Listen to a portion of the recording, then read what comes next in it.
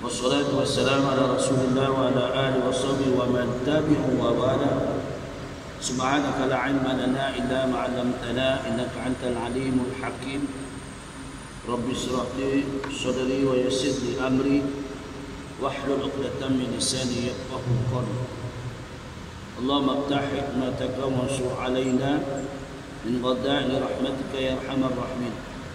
Allahumma nawwir qulubana bi nur hidayatika kama nawartal ardha bi nuri syamsika abadan abada bi rahmatika ya arhamar rahimin. Rabbi yassir wa la tu'assir wa tammim bil khair. Assalamualaikum warahmatullahi wabarakatuh. Alhamdulillah, memanjatkan syukur kepada Allah Subhanahu wa taala dengan limpah kasih-Nya pada malam ini. Hari ini kita dah masuk 25 Sya'ban 1442 Hijriah, bersamaan hari ini 7 April 2021. InsyaAllah perkongsian kita dalam kitab Asas Akidah yang lalu telah selesai, ya, tamat sudah, alhamdulillah. Dan pada hari ini kita memulakan kitab baru, yaitu kaedah pengajaran dalam kita untuk melakukan ibadah ataupun adab-adab, yaitu nama kitab Tasyawuq Bidayatul Hidayah, yaitu susunan daripada Al-Hujjatul Islam Abu Hamid Muhammad Ibn Muhammad Al-Ghazali rahimahullah, disusun oleh Ustaz Al-Fahmi, ya, penyusunnya yang di dalam kitab ini Ahmad Fahmi Zamzam. Dan kitab yaitu daripada susunan yang telah lalu, yaitu Al-Imam Ghazali rahimahullahu ta'ala. InsyaAllah perkongsian kita pada hari ini dalam muqaddimah kitab Hujjatul Islam Abu Hamid Muhammad bin Muhammad Al-Ghazali At-Tusi rahimahullahu ta'ala, dengan nama diizinkan oleh Allah yang sangat pemurah lagi sangat mengesihani.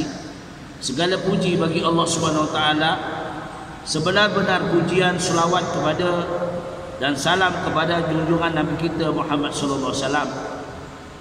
Tercurahlah kepada sebaik-baik makhluk, penghulu segala nabi, yaitu baginda Nabi Muhammad sallallahu alaihi wasallam dan ahli keluarga baginda, para sahabat yang taat setia kepada baginda Rasulullah sallallahu alaihi wasallam.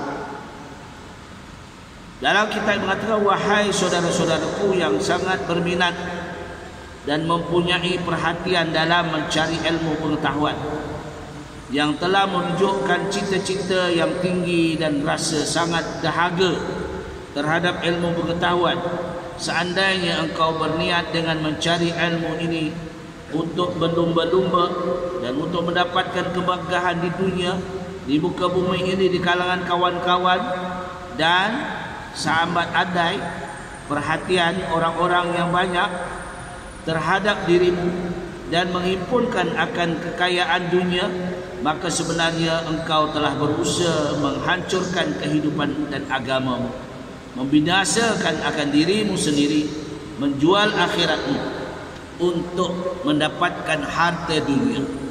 Maka perjualanmu itu adalah rugi dan perniagaan itu ada porak-poranda. Dan guru yang mengajarmu itu laksana seorang yang menjual pedang kepada perompak, seperti sabda Rasulullah sallallahu alaihi wasallam menyatakan, man a'ana ala ma'siyatin wala bi syartin kalimatin kana syarika lahu fiha. Siapa-siapa yang menolong orang lain melakukan sesuatu maksiat walaupun hanya dengan setengah kalimah, maka orang itu dikira berkongsi di dalam melakukan maksiat tersebut. Dan jikalau niatmu di dalam mencari ilmu itu untuk mencari keridhaan Allah Subhanahu wa taala, mencari hidayah Allah, bukan semata-mata untuk pandai bercakap, maka hendaklah engkau bergembira kerana para malaikat telah mengimbangkan sebanyak-banyak sayapnya apabila engkau berjalan untuk mencari ilmu pengetahuan. yang ada di laut juga yang ada di bumi, semuanya memohon kepada Allah, memohon keampunan untukmu. Tetapi sebelum itu hendaklah engkau ketahui bahawa hidayah itu adalah buah dari ilmu, dan bagi hidayah itu adalah bidayah, permulaan, dan pula dinamakan hinayah, yakni kesudahan. Dan akhirnya ada pula yang dikatakan di luaran dan batin pada niyahatul hidayah, dan tidak akan dapat menyalami batin hidayah kecuali setelah engkau selesai dari menyempurnakan segala urusan yang berkenaan dengan zahir akan diri. Maknanya dalam kitab ini banyak memberi nasihat Al-Imam Ghazali rahimahullahu ta'ala. Di dalam kitab ini akan saya sebutkan bidayatul hidayah, yakni permulaan jalan menuju hidayah. Bidayatul hidayah itu permulaan jalan menuju hidayah Allah Ta'ala. Apa dijelaskan di sini? Supaya engkau cuba mengamalkannya pada dirimu, dan supaya engkau dapat menguji hatimu. Menguji hatimu. Seandainya engkau dapati hatimu cenderung kepadanya dan nafsumu mahu mengikuti arahannya, dan ia dapat memberikan perhatian yang sewajar, maka nanti engkau akan sampai kepada dinamakan niyatul hidayah, nihayatul hidayah. Baru dapat tahap tu. Mula-mula dari bidayatul hidayah, baru nihayatul hidayah. Daripada tahap tu, hingga engkau mampu mengarungi lautan ilmu yang luas itu. Tetapi jika engkau mendapati hatimu tidak memberi perhatian kepadanya, dan nafsumu suka berlambat-lambat dalam melaksanakan perintahnya, maka ketahuilah bahawa kecenderunganmu itu dalam menuntut ilmu itu sebenarnya hanya tunduk kepada perintah syaitan yang terkutuk, yang mahu menipu engkau dengan bermacam-macam tipu helahnya, sehingga engkau akan terjerumus ke dalam jurang kecelakaan. Ni tentang ilmu ni, ya. Kalau kita niat yang mencari ilmu itu untuk kerana mencari keridhaan Allah, insya-Allah, ya, kita akan diberi hidayah oleh Allah Taala. Tapi kalau kita menuntut ilmu, niat yang sebenarnya saya nak mencari ilmu ini kerana nak mencari kedudukan di kemudian hari. Nawaitu tu. Kata Imam Nawawi, nawaitu, ya, jaga. Innamal a'malu bin niat. Niat kita kena jaga. Baik. Diceritakan dalam kitab ini, syaitan sebenarnya bermaksud supaya engkau melakukan kejahatan, padahal engkau menyangka bahawa engkau telah berbuat kebaikan.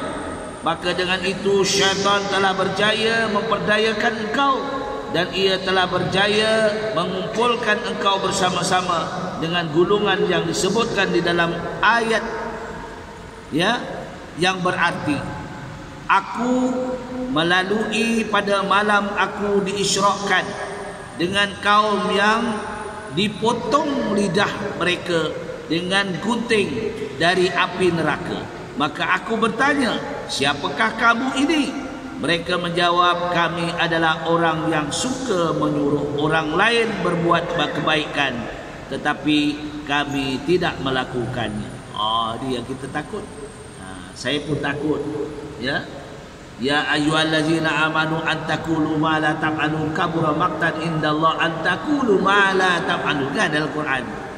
Wahai orang-orang beriman, kamu suruh orang tapi kamu tak buat. An taqulu ma la taf'alun kabura maqtan, bukan sikit-sikit. Besar kemurkaan Allah kepada kamu, kamu mengatakan sesuatu perkara tapi kamu tak buat. Maka aku bertanya, siapakah kamu ini? Kami adalah orang yang suka menyuruh orang lain, tapi kami tak lakukan.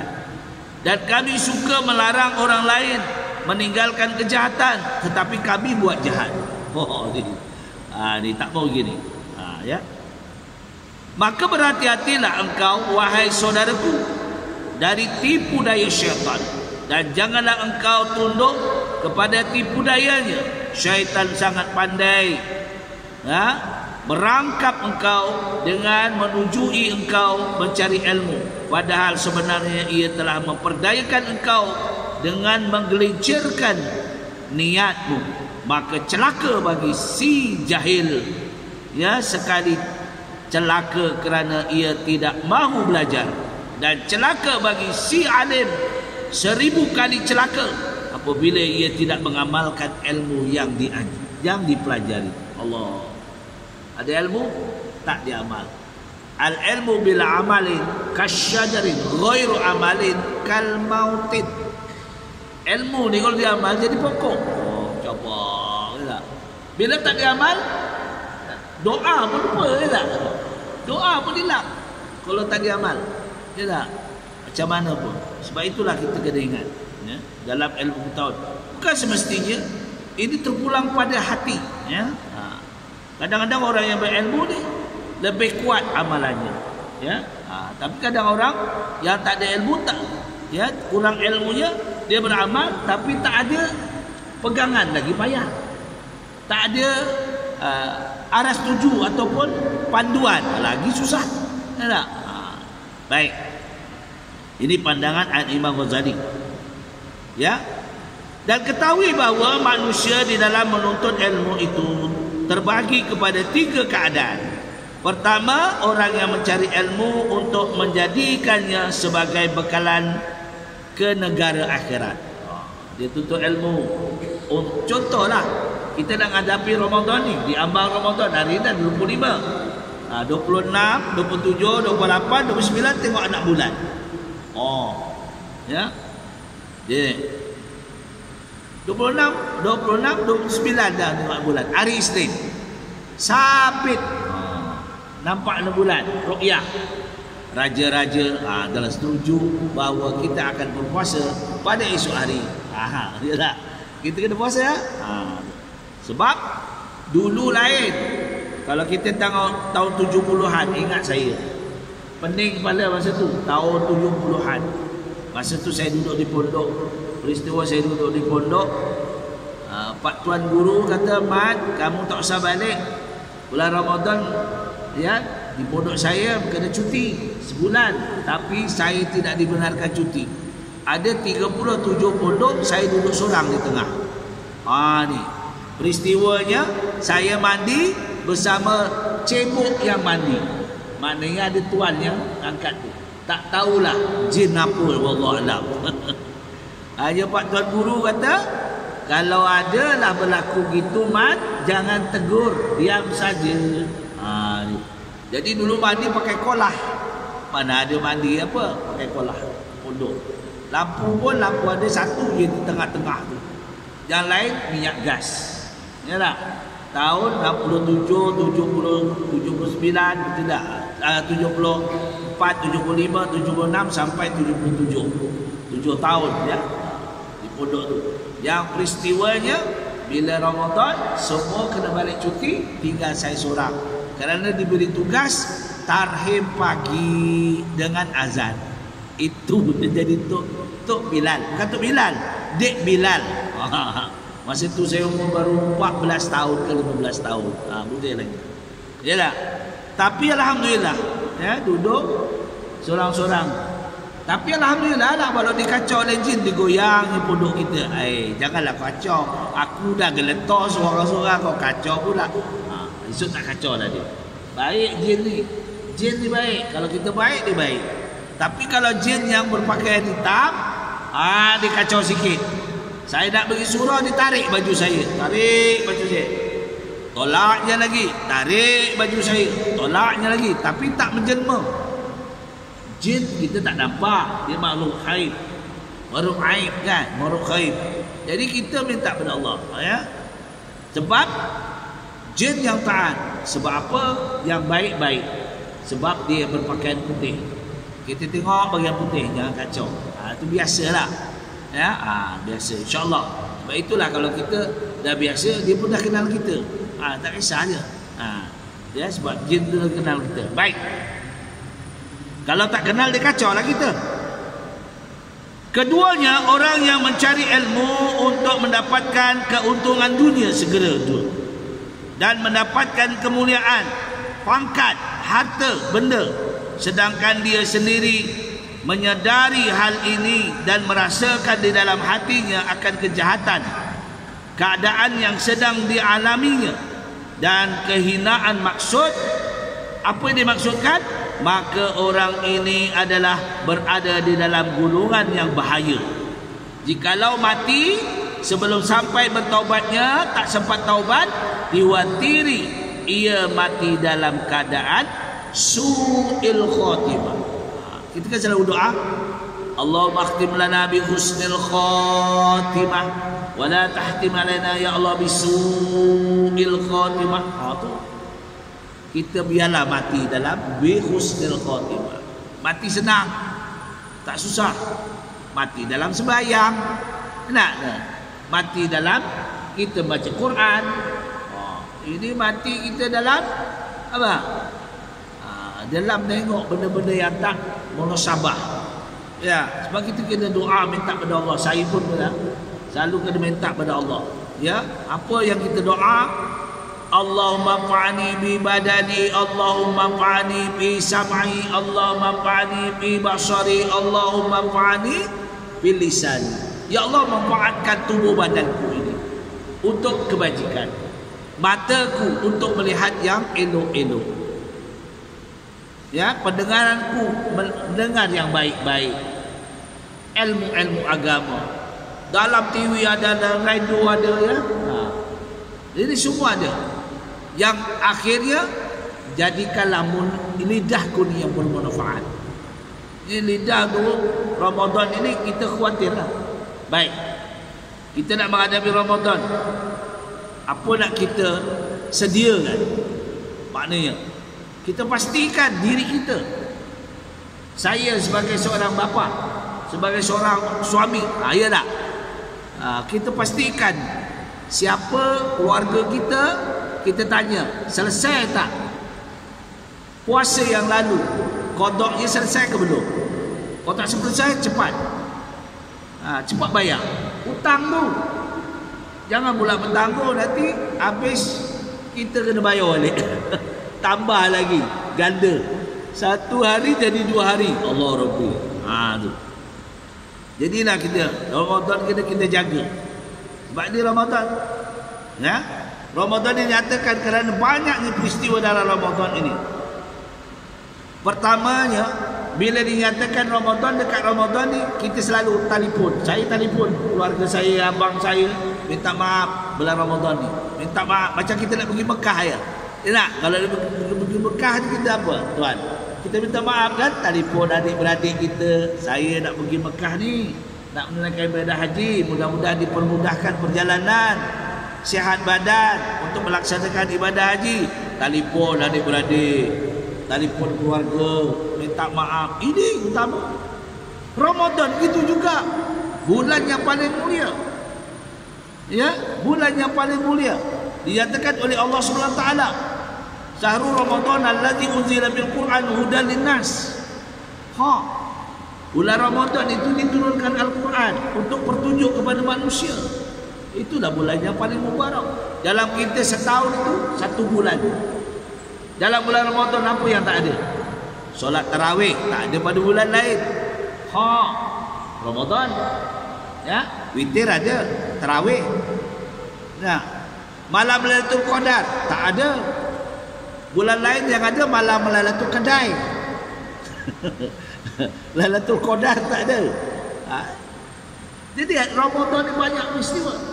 Ya, cubalah. Sebab itu Allah Rasulullah mengatakan, "Man shoma Ramadan allazi unzila bil Quran hudan linnas." Man shoma Ramadan, siapa yang berpuasa Ramadan ihtisaba ma taqaddama bizambi, akan diampunkan dosa yang telah lalu. Allah. Dosa kita tak tahu. Ya tak? Dosa yang kita sedar, dosa yang kita tidak sedar. Ya tak?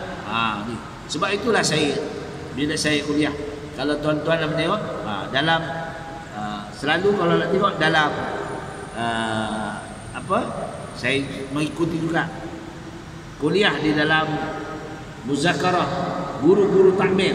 Guru takmir di Kuala Lumpur ni ramai ni, dekat 70 orang guru takmir. Tengok di sana muzakarah guru-guru takmir wilayah persekutuan. Adalah saya masuk situ.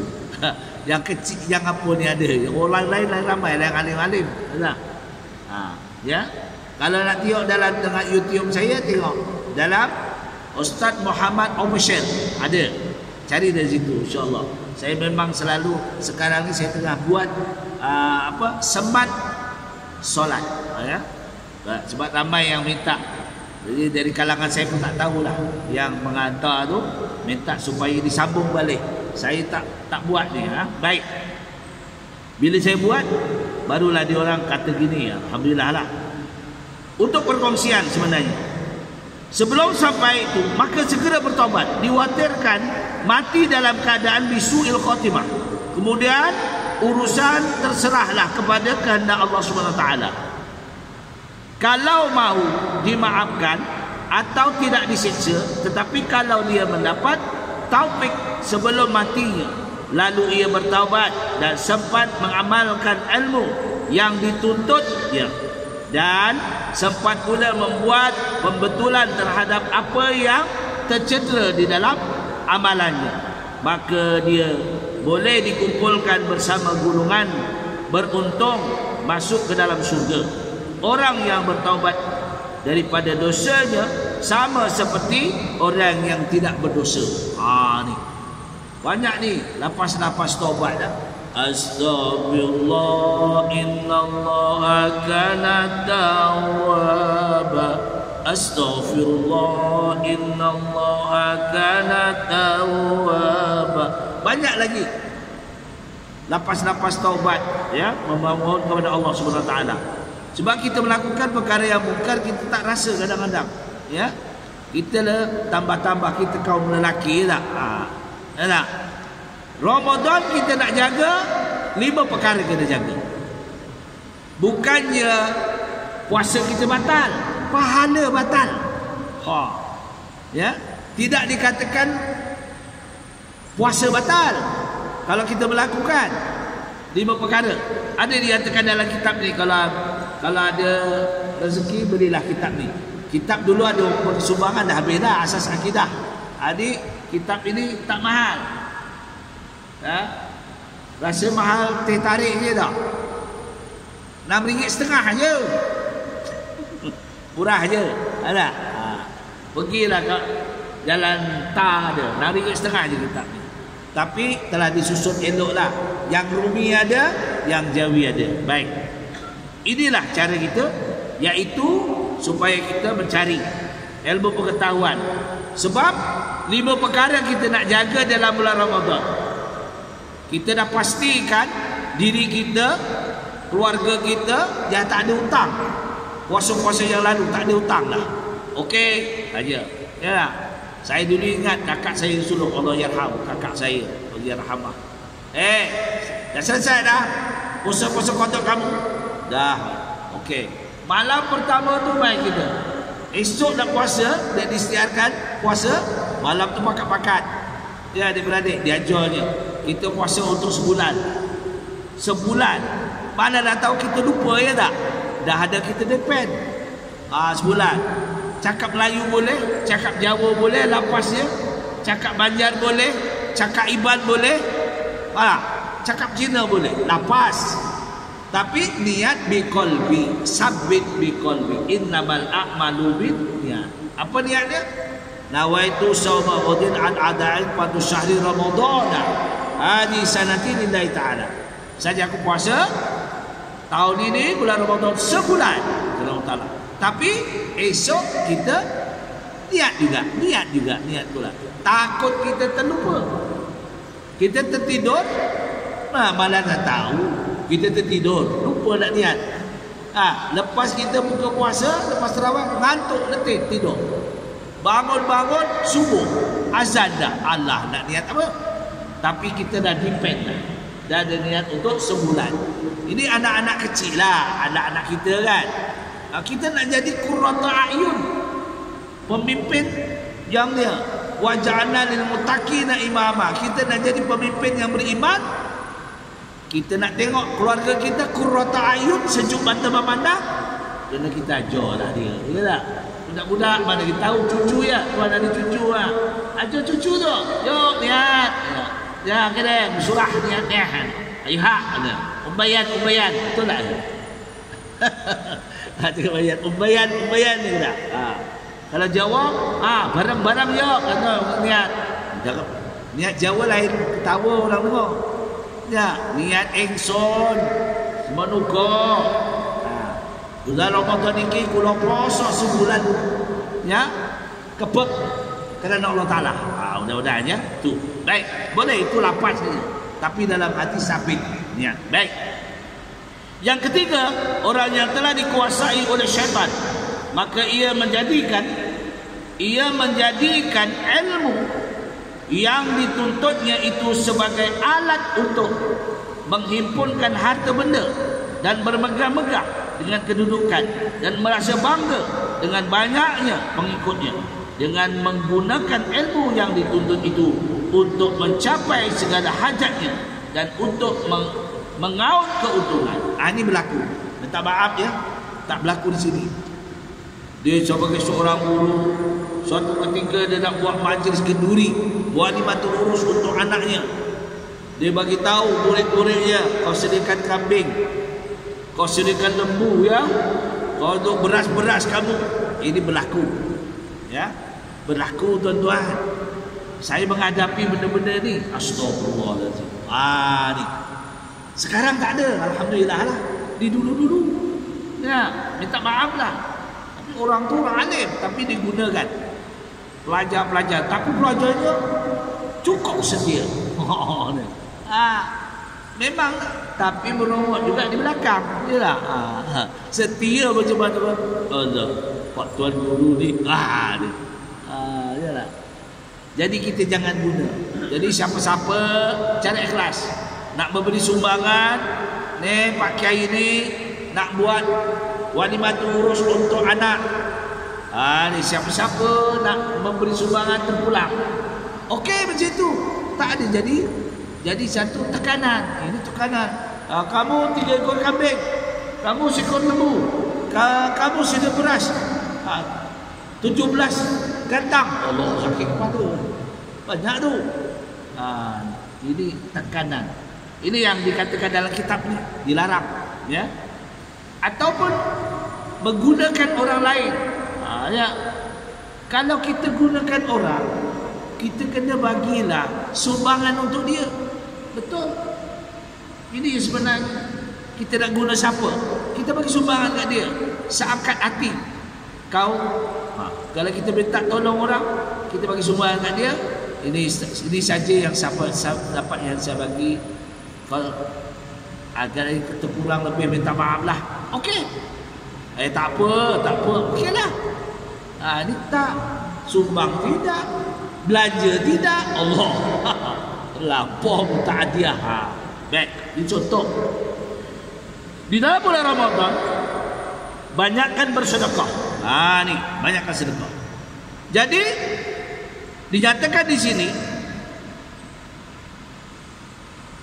apa yang dikatakan, syaitan itu akan mengusik batin kamu, kedudukan kamu. Maka orang yang seperti ini termasuk di dalam golongan orang yang bebas, jahil, tertipu dengan tipu daya syaitan, dan sangat tipis harapan untuk ia bertaubat kepada Allah Ta'ala, kerana dia telah menyangka bahawa dirinya itu termasuk di dalam golongan orang yang baik. Padahal ia telah lupa akan firman Allah Taala. Allah menyatakan dalam surah Shaf ayat 2. A'udzubillahi minasyaitonir rajim. Ya ayyuhalladzina amanu lima taquluna ma la taf'alun. Ada kan saya baca tadi? Ya, apa dia? Wahai orang-orang yang beriman, kenapa kamu memperkatakan barang yang tidak kamu amalkan? Dan orang yang ini sebenarnya termasuk dalam golongan yang dimaksudkan oleh baginda Rasulullah sallallahu alaihi wasallam. Ana min ghairi dajjali akhwafu alaikum min ad-dajjal. Faqila ma huwa ya Rasulullah? Faqala ulama usul. Allah. Ini yang kita takut. Ya. Apa persoalannya? Selain daripada Dajjal, ada satu perkara yang sangat aku khawatirkan lebih daripada Dajjal, kata Rasulullah. Selain pada Dajjal. Dajjal tu memang kita minta jauhkan, tapi manusia perangai Dajjal. Dia katakan Dajjal. Apa dia? Lalu ada orang yang bertanya kepada baginda, "Ma ya Rasulullah, apakah itu wahai Rasulullah?" Baginda menjawab. Apa dijawab oleh baginda? Mereka adalah ulama ulama yang jahat, ada ilmu tinggi tapi tidak mempraktikkan ilmu pengetahuan. Ini yang kita takut. Dengan jalan itu tujuannya sudah jelas untuk menyesatkan manusia. Tetapi ulama ini walaupun lidahnya pandai memalingkan orang lain dari cita-cita dunia, namun amal dan perbuatan mereka adalah mengajak orang lain membuat kejahatan.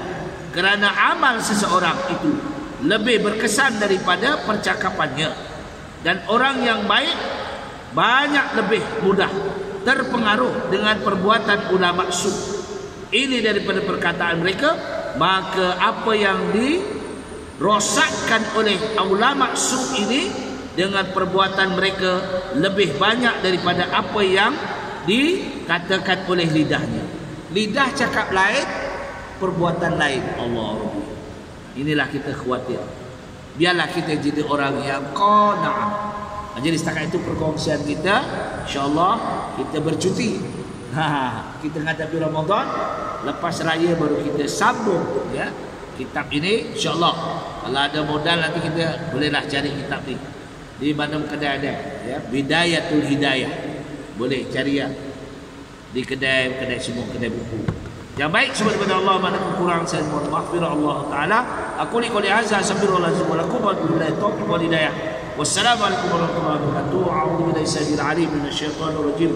Bismillahirrahmanirrahim. Wassalatu wassalamu ala Rasulillah wa ala alihi washabihi ajmain. Ya Hanan ya Manan ya badi'us samawati wal ard ya dzal jalali ikram. Ya Allah, ampunkanlah dosa kami, tetapkanlah iman kami, tingkatkanlah amal ibadat kami, tunjukkanlah kami jalan yang benar, jalan yang kau ridai, manfaatkan hidup kami sebelum kami mati. Segala amalan kami serahkan kepada-Mu ya Allah. Semoga kami termasuk orang-orang yang soleh dan solehat. Rabbana atina fid dunya hasanah wa fil akhirati hasanah wa qina adzabannar. Sallallahu ala khairil khalqi wa ala alihi washabihi ajma'in. Walhamdulillahirabbil alamin. Taqabbalallahu minkum.